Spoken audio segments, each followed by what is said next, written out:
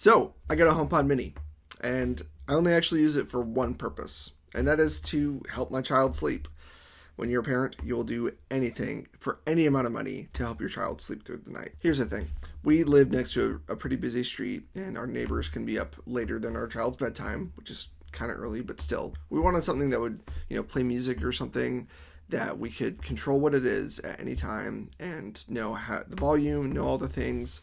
And what we were using is an iPad to just play music through the night. And that worked, but it didn't make sense to have, a several $100 iPad to just play music for our son through the night. So we looked around, and I'd been wanting a HomePod Mini for a while, and I looked into, what you can do with it. Really, we just wanted something to help our child sleep. And this does the job. And it's kind of pricey for just that, although it is a pretty great speaker.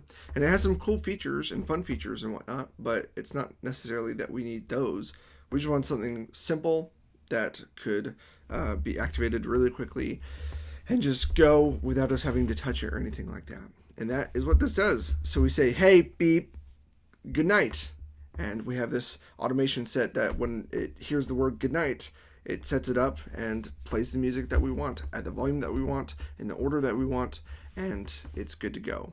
And we also do like a nap time trigger where we say, hey, bleep, nap time. And you can set up a lot of different automations and commands for Siri and the HomePod through the Home app on the iPhone or the iPad. If you're really into the smart home connected features, you can control lights with it. You can just say one command to this and it does everything smart in your house that you want it to turn on and off and things like that, which is cool. But I haven't really delved into that. We're renting the house that we're in now, so we can't really, kind of gut it and redo it as we want to. But at the end of the day, it is a HomePod Mini, which ever since they discontinued the actual HomePod, the Mini name in that is making less and less sense unless they're about to come out with something new, which it doesn't seem like they will, but we'll see. Either way, this HomePod Mini is $99. It is functional. It sounds really good.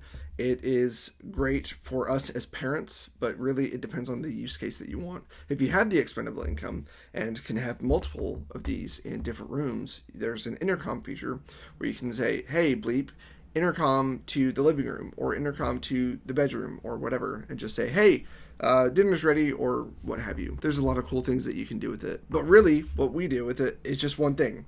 Play music at night and have set up an automation for it. So $100 just to play music for our kid sounds like a lot, but it was worth it for us. And that's really what it's about.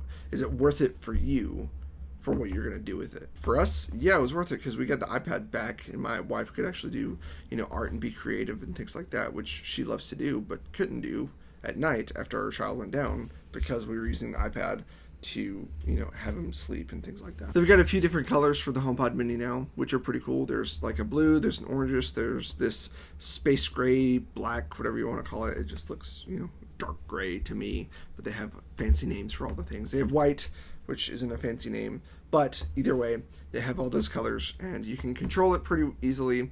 You can either control the Home app on your phone or you can tell it to do things. It's not plugged in right now, but you can say, hey, bleep, play Colony House, and it'll play that. Or, hey, play this playlist that I have in my library, if it's connected to your library. That's the thing with it. You can set it up to where, it just kind of responds to anyone and everyone, and if you don't have it connected to your specific account, it's not going to play a specific playlist that you want.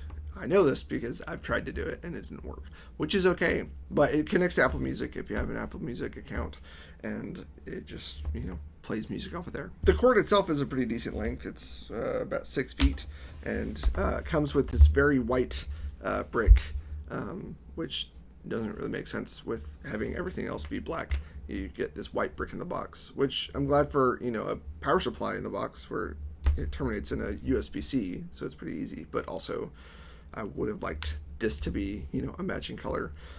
But for $99, I can't really complain that much. It's functional, it sounds pretty good, and it works and is convenient for what we need. There are some times when it doesn't connect to the internet where it has trouble, and really just a hard reset where you unplug it and plug it back in is the best fix for it, and that works pretty much every time. It's the old, IT adage of, hey, have you tried turning it off and on again? because that makes it work. I don't know why that always works, but it does 99% of the time. So yeah, that's my experience with the HomePod Mini. There's not much to it because we literally just use it for that one thing. Kind of a lighter video on the channel this week, but that gives you time to go back and look at some of the other videos we've been doing. Subscribe for more videos just like this one. Leave a like if you like the HomePod Mini. If you don't like the HomePod Mini, leave a like letting me know that you don't like it too. Or a comment if you have thoughts on the HomePod Mini that we didn't get into. And we actually have a playlist going on of all the Apple related things here on the channel that we have. There's about 4 or 5 videos on that now. Either way, I'll catch you guys next week in the next video.